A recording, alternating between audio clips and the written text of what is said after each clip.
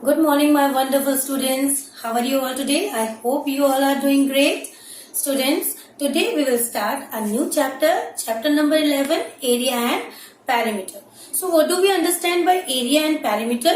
Today we will discuss. So let's get started. Students, today we will discuss about area. What is a area? Area क्या होता है? कोई भी चीज flat surface पे जितनी जगह घेरती है उसे हम उस चीज का एरिया कहते हैं. Like these are some geometrical shapes. This is a square, this is a rectangle and this is a triangle. As you can see students, जैसा कि आप देख सकते हैं, these all are 2D shapes. ये कैसी शेप्स हैं? 2D शेप्स हैं. 2D शेप्स कौन सी होती हैं? जिनमें हम लेंथ और ब्रेड्थ मेजर करते हैं ओनली. जिसमें हम दो ही डायरेक्शन निकाल सकते हैं, एक तो लेंथ और एक breadth. Now comes to an area. What is the area? जो चीज आपकी फ्लैट सरफेस पर जो जगह घेरती है उसे हम एरिया कहते हैं. That means the space occupied by an object on the flat surface is called its area. That means the object आपका अगर प्लेन सरफेस पर कोई जगह घेरता है तो उसे हम उसका एरिया कहते हैं. स्क्वायर का एरिया होता है स्क्वायर के अंदर का पार्ट. सिमिलरली रेक्टेंगल के अंदर का पार्ट भी रेक्टेंगल का एरिया कहलाता है एंड ट्राइंगल के इनसाइड का पार्ट भी ट्राइंगल का एरिया कहलाता है. Now we will see how to measure a area of 2D shapes. Look students, we use centimeter, meter and kilometer to measure distance. आपको पता है हम किसी भी चीज की लंबाई या दूरी नापने के लिए किसका यूज करते हैं? सेंटीमीटर का, मीटर का और किलोमीटर का. सो एरिया को मेजर करने के लिए हम इन तीनों का यूज नहीं कर सकते. Why? Because एरिया जब हम निकालते हैं तो हम उस ऑब्जेक्ट का लेंथ और ब्रेड्थ दोनों काउंट करते हैं. दैट मीन्स जो एरिया होता है वो स्क्वायर्स में मेजर होता है. Squares, this type of squares you have to make to find out the area of any object. I will explain you how you will find out. Suppose students, this is a shape and you have to find out its area. यहाँ आपको एक shape दिया हुआ है और आपको इसका area find out करना है. सो हम क्या करेंगे? We will place this figure on a grid. हम इस फिगर को एक स्क्वायर ग्रिड पर प्लेस करेंगे. स्क्वायर ग्रिड कैसा होता है? स्क्वायर ग्रिड होता है जिसमें छोटे छोटे से स्क्वायर बने होते हैं. क्योंकि मैंने अभी आपको बताया एरिया हम कैसे मेजर करते हैं. एरिया हम स्क्वायर्स में मेजर करते हैं. दैट मीन्स हम इस फिगर को छोटे छोटे स्क्वायर्स में डिवाइड करके पता कर सकते हैं कि what is the area this figure has. Now we will make a grid, square grid like this.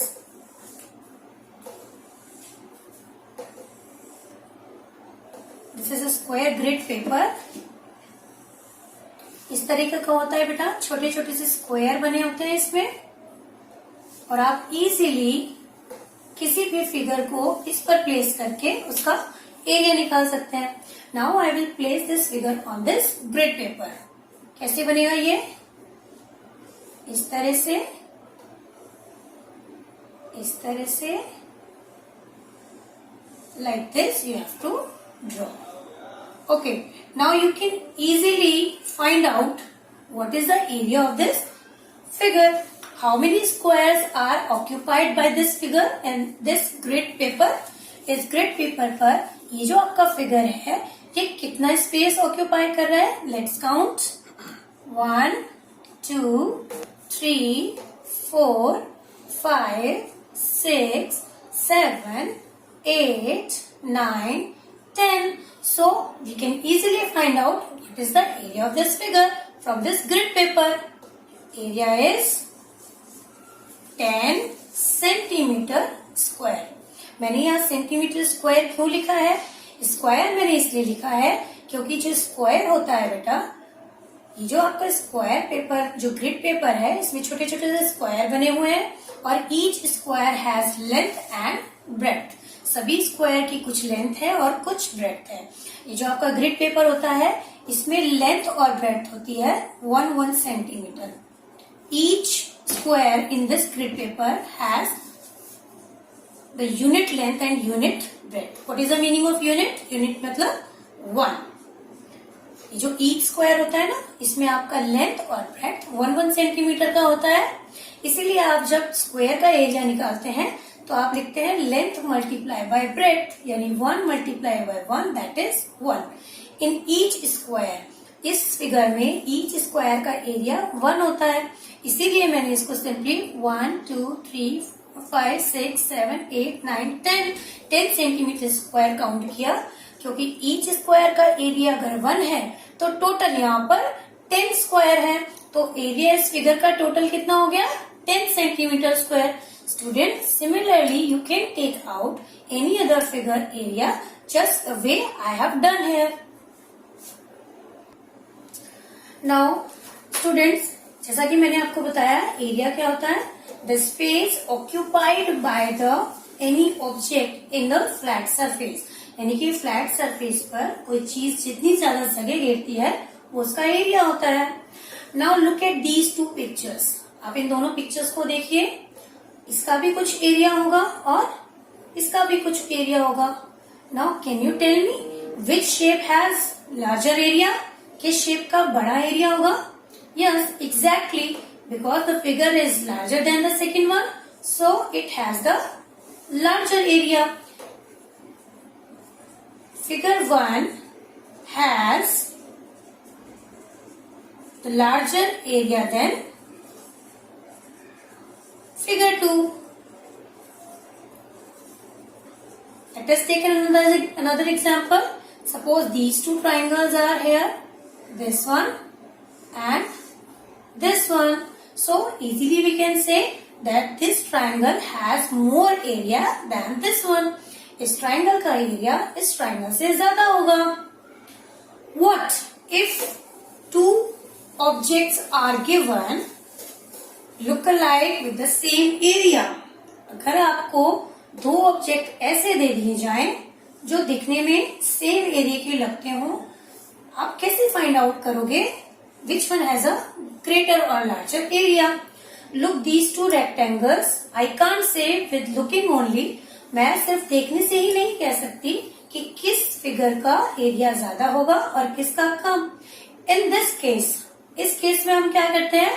We will place them in a square grid paper. इस केस में हमें स्क्वायर ग्रिड पेपर की नीड होती है। हम इन दोनों figures को square grid paper पर प्लेस करके 1 by 1 देखेंगे which figure has more area and which figure has smaller area. Okay. Suppose I am firstly place the first figure in this square grid paper. तो मेरा पहला rectangle suppose कीजिए ऐसा बना है यहाँ पर, like this. Okay, only 1 centimetre का ही गैप है, 1 centimetre length and 1 centimetre breadth. So how many squares are covered with this figure in this square grid paper?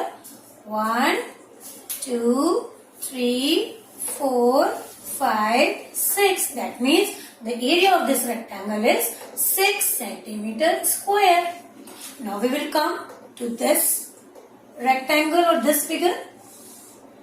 Again we will make the square grid paper, or you can take the same one. After took it off, you can place the second figure on this grid paper.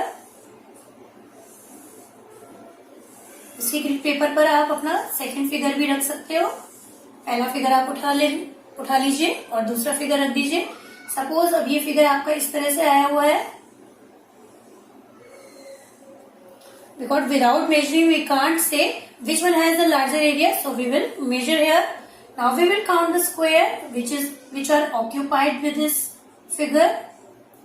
7 8 9 10 11 12. Look students, in the same grid paper, square grid paper, 6 squares are occupied by this figure and total 12 squares are occupied by this figure. So the area of the second figure is 12 centimeter square. It is very easy to find out. अब हम कह सकते हैं किसका area ज्यादा है, second वाले का. There is 12 and it is 6 only. So the second figure has the more area than the first figure. Okay students, I hope you all have understood the concept of area. Now do exercise in your notebook and do the practice of this chapter very well. Till then, goodbye, take care and do your studies well.